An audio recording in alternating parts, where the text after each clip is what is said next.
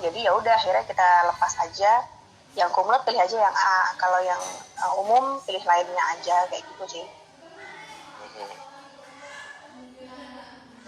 Oke, kita cek lagi ya ke bawah-bawah nih, saya sambil ini kita sebenarnya udah habis waktunya jam 10.30, tapi nggak apa-apa deh, kita lewat 5 menit. Nih korupsi waktu, tapi ini buat teman-teman kok. Ini ada pertanyaan lucu. Waktu daftar boleh gondrong nggak? Katanya. Aduh, karena ini ya, karena pandemi ya Mas ya, nggak boleh ke barbershop ya. Nggak boleh ke barbershop, jadi boleh gondrong nggak? Ya yang itu. penting mukanya kelihatan, gitu aja. Yang penting mukanya kelihatan. Kayak pertanyaan kemarin ya, kalau soal kayak pakai kacamata ya nggak apa-apa, nggak usah dibuka. Yang penting jangan pakai kacamata las yang nutupin muka begini. Gede, itu ketutupan semua, pakai tirai aja sekalian. Kalau kacamata las nggak boleh. Kalau kacamata biasa yang memang kamu biasa sehari-hari pakai ya nggak apa-apa, dipoto selfie pakai itu aja ya kan.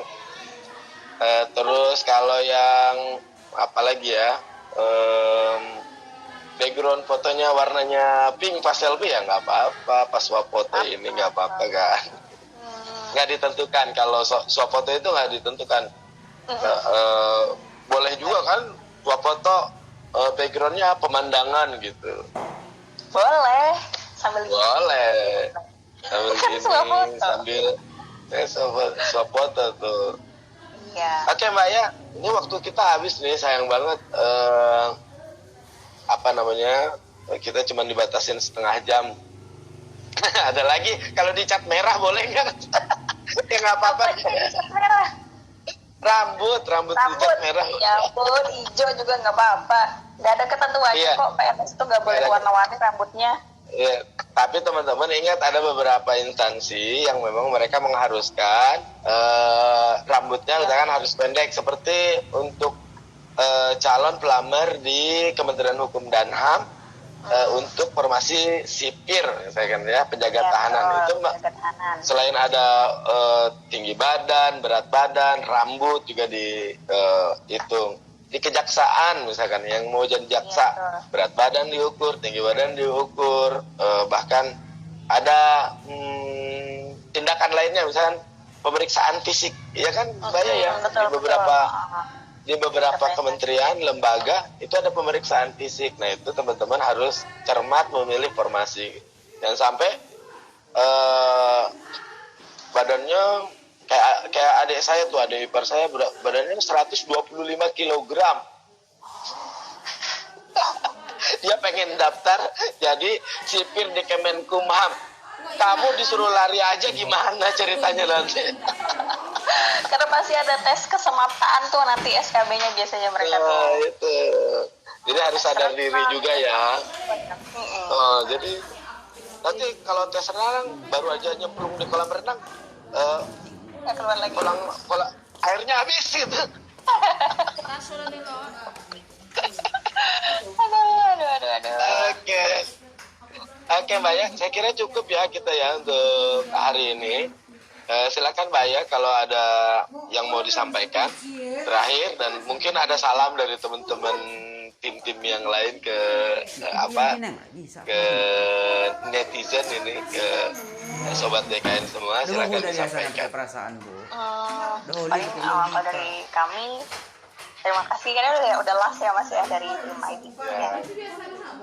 Jadi mungkin ada salam dari Mas Audit, dari Mbak Indana, dari Mbak Juwita, kita tim IT, salah satu tim IT, karena kita banyak sebenarnya temennya, nggak banyak sih, cuma 20 orang. Itu yang untuk menyukseskan aplikasi ini dan menyukseskan BKN juga, karena ingat bawa nama BKN ya Mas ya. Saran dari aku bikin akun, bikin pendaftaran itu sebenarnya tidak sulit. Yang sulit itu hidup. Dan juga nanti kalau misalnya udah jadi CPNS terus tidak sesuai ekspektasi, misalnya tadinya dipikir CPNS tuh enak gini, ternyata kerjanya sampai pagi, terus yang dipegang kerjaannya banyak, terus harusnya kok gini. ya memang sudah nasibnya begitu gitu, harus bisa terima. Beda sama swasta. Kalau di negeri itu kita suka serabutan, jadi belum tentu yang dia kerjanya punyanya dia gitu, aku kerjanya punya aku, udah itu kan pekerjaan nggak gitu. Kalau di tempat aku paling enggak ya udah kita bareng-bareng, kita bisa bantu, bisa cover, apalagi banyak yang sakit nih, banyak yang covid di tempat aku, jadi ya udah kita bantu kayak gitu. Jadi memang kalau negeri zaman sekarang itu udah kayak swasta ya, jadi jangan anggap negeri itu enak nggak ngapa-ngapain, itu salah. Persepsi yang salah banget ya. banget ternyata pas masuk negeri sama aja kayak swasta gitu. Gitu sih palingan. Dan juga jangan patah semangat kalau misalnya belum lulus tahun ini. Kalau usianya masih mencukupi, coba lagi tahun-tahun ke depan gitu, karena banyak yang pensiun, jadi pembukaan kayaknya masih terus. Ya Mbak ya? Iya, cukup. Oke, sip. Saya ulas sedikit ya, teman-teman. Tadi udah disampaikan sama Mbak Aya, sama Kak Aya yang cantik jelita berkacamata ini. Sekarang pakai baju merah lagi, Ya, pertama bahwa penerimaan CPNS dan P3K di tahun ini adalah untuk mengisi lowongan-lowongan yang memang diperuntukkan bagi teman-teman yang sesuai dengan sesuai dengan kapasitasnya, sesuai dengan kualifikasinya. Nah, tentu kita berharap sesuai dengan anjuran pemerintah, bukan anjuran ya, pemerintah sih sekarang sedang menggadang-gadang bahwa ke depan nih PNS nih harus apa istilahnya agile ya apa sih harus cekatan deh, harus mampu harus bisa kerja di di semua sektor, situasi apapun, dimanapun. Di situasi apapun dan gimana pun. Nah, jangan baru jadi calon udah sedikit-sedikit ini susah gimana ya gitu, baru jadi calon, baru ngisi akun pendaftaran aja udah males baca modulnya, baca penjelasannya, padahal di peraturan Menpan ada tuh penjelasannya, terus buku panduan juga PNS ada. Semua peraturan ya Mas ya, kita harus baca semua peraturan. Kalau udah jadi PNS semua hal harus kita ketahui, harus kita baca-baca, dan jangan pandangan bahwa PNS itu kerjanya santai, cuman main game Juma gitu, gitu, itu udah nggak ada lagi sekarang. Bahkan kita nih yang sekarang WFH gitu, itu udah nggak kenal lagi jam.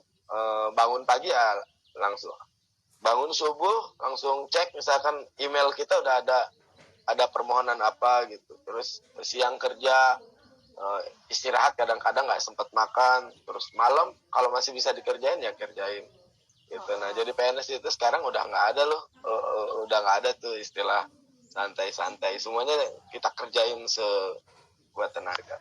Habis itu siapin segala persiapan yang mau yang harus disiapin nanti buat pelaksanaan tes. Harus belajar tes wawasan kebangsaan, tes kepribadian, dan juga tes intelijensi umum, karena itu nanti akan ada passing grade. Nah Pak, teman-teman harus lolos passing grade itu supaya bisa melaju ke tahap berikutnya, yaitu tahap seleksi kemampuan bidang. Kemampuan bidang ini nanti teman-teman ditanya tentang kemampuan spesifik sesuai dengan ilmu yang dibutuhkan di unit atau satuan kerja yang teman-teman lamar, dan disiplin ilmunya tentu. Saya kira itu bahaya ya. Saya mau pantun lagi ya. Boleh, ditunggu nih, masih ada 1.300 penonton. Yuk pantun yuk. Oke. Ada buaya lagi. Nggak enak sih, buaya ya. Oke, ada buaya makan selasih daya. Terima kasih Mbak Aya, Mas Denny. Sampai berjumpa lagi di seleksi berikutnya. Maaf ya, kita lewat.